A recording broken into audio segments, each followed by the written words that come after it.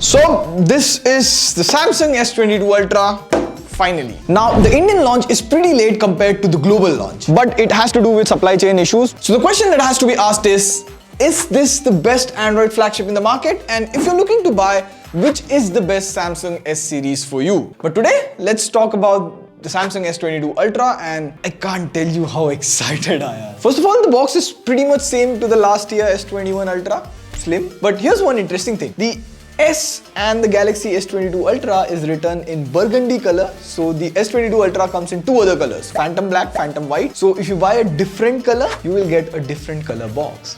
Customization. Now you get the phone, USB Type-C to Type-C cable, some paperwork, a SIM ejector tool, no charger. Now do know that last year S21 Ultra supported only 25 watt charging, but this year it has increased to 45 watt. And you have a PD or laptop charger around like this, you can charge it quickly to 45 watt, or else you will have to buy a new 45 watt charger from Samsung.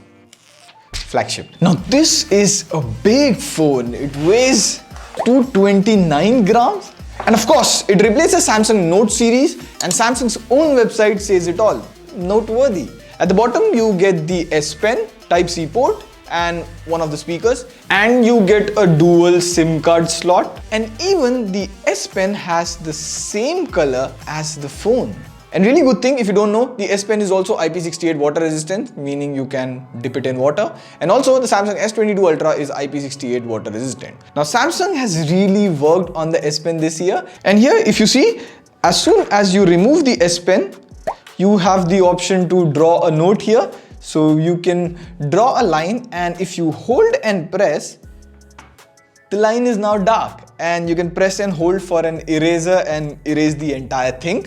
Now this year Samsung has worked on the latency of the S Pen. It is down to 2.8 millisecond. Now in real life, I couldn't feel any latency. Human eye can see a latency of 13 milliseconds, so 2.8 is way under that mark. Now you have volume buttons over here and power buttons, secondary noise cancellation mic, and stereo speaker here.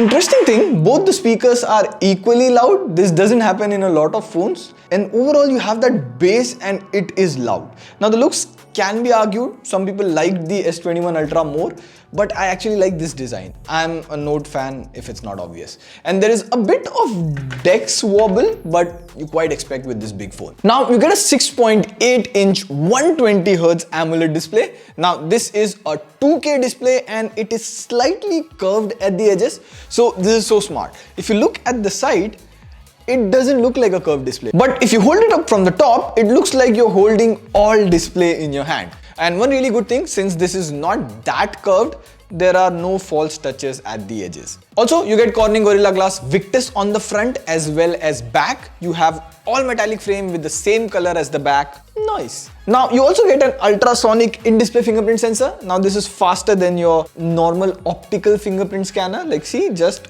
tap and it's done. Now this is also an LTPO 2.0 display, and there is some confusion around it, but the S22 Ultra can go as low as 1 Hz and can go as high as 120 Hz. Now of course you get wideband L1 plus HDR support on Netflix. You get 1750 nits of peak brightness, and trust me, outdoors under bright sunlight the display is really bright. It's good to see Samsung can still make even better displays. Now you get the latest Snapdragon 8 Gen 1 in India. I know, India will be really happy about it. And you get 12GB LPDDR5 RAM and 256GB UFS 3.1 storage on the base variant. Now the Snapdragon 8 Gen 1 is a hot chip. We have seen it in a lot of phones. But here you see the CPU throttling test, it throttled to only 73%, which is good for a flagship. And I also did Antutu benchmark and it scored 9,61,861. And if you look at the temperature, it's just 34.2 degrees. Now the reason is Samsung has put up a new larger cooling system on the back, and that seems to be doing the job well. Now let's play some BGMI. So you can of course play extreme 60 FPS on smooth graphics, and maximum you can go to Ultra HD in Ultra graphics. But we'll play at HDR extreme graphics. Let's check the performance. Okay, no. Thank you. Okay, I can see. Oh, nice. So as you can see, we are constantly getting 59, 60, 60 FPS. And even the device hasn't warmed that much. We have been playing for the past 20 minutes. Now the camera on the S22 Ultra is really interesting. Like, they are using the same 108 megapixel camera from the last year, but there are a lot of changes now. The dynamic range on the S22 Ultra is really good.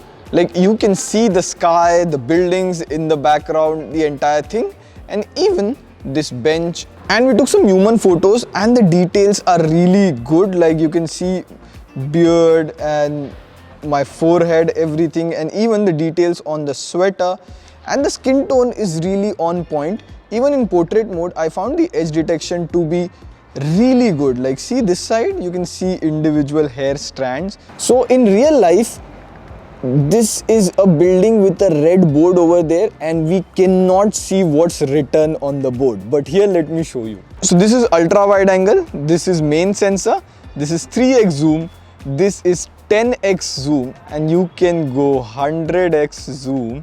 And you can actually read what's written over there, Mahagun Mizaria. And you also get a 10 megapixel 3x optical camera as well as 10 megapixel 10x optical camera, both with OIS.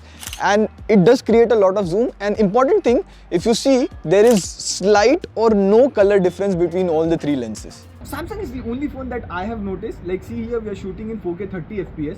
And while the video recording is on, you can switch between all the 5 lenses seamlessly. And as far as I know, Samsung is the only phone that lets you do this. By the way, we'll do a dedicated camera comparison or camera video because there is so much to talk about camera in this phone. Like, it deserves a dedicated video and it is useful for you as well. So I just sneaked out at night because I really wanted to take some night mode photos or nightography, and it is very low pollution today, so you can really see stars. And I forgot the tripod, so I have to shoot it handheld.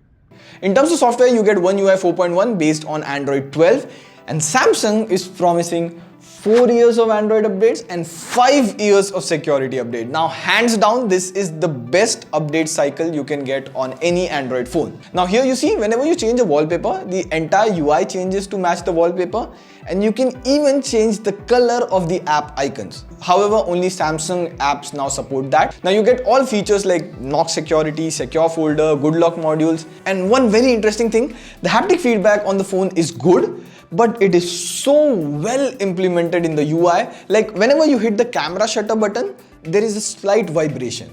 When you swipe and hold, there is a different vibration, and when you swipe up, there is a different level of vibration. Hands down, this is the most well implemented haptic on any OS. Sadly, can't show you enough on the camera. Now, you don't get any bloatware, but there are repetitive Samsung and Google apps like Google Messages and Samsung Messages, Google Chrome and Samsung Internet. So one of them could have been avoided. Of course, you can uninstall or disable some of the apps if you want. And rest, you get a 5000 mAh battery. You get all the important sensors, gyro, compass, barometer, NFC. You also get 15-watt wireless charging. Plus, you can charge your TWS from the back of the phone via reverse wireless charging, which is 5 watt. Next, you get 16 5G bands. Also, there is good carrier aggregation. I checked it with my JioSIM.